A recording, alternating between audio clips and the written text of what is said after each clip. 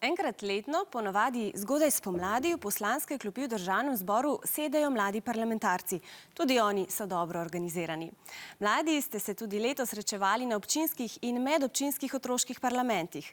Razpravljali ste o temi Moja poklicna prihodnost, a letos jubilejnega 30. nacionalnega otroškega parlamenta zaradi zdajšnjih posebnih razmer ne morejo organizirati po načrtih, zato so razpravo preselili na splet in vam tako omogočili tako imenovano e-participacijo na temo vašega poklica v prihodnosti. Že danes si lahko prenesete platformo open.me, več pa vam bo razložil predsednik otroškega parlamenta Jure Šimunka.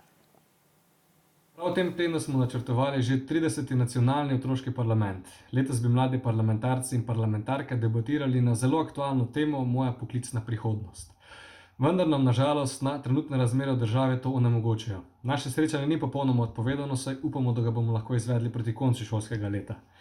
Ker si pa mladi vseeno želimo debatirati, diskutirati, izražati svoje mnenja, bomo izvedli otroški parlament na daljavo in sicer preko spletnega portala opin.me. Vsak izmed vas se lahko na ta portal registrira, prijavi in poda svoje mnenje, razmišljanja, skratka karkoli na temo letošnjega nacionalnega otroškega parlamenta. Portal bo ostal odprt 3 tedne in v teh 3 tednih bomo nekako zaključili našo razmišljanje. Vsem želim obilo zdravja, ostanite doma in pa veselo parlamentiranje.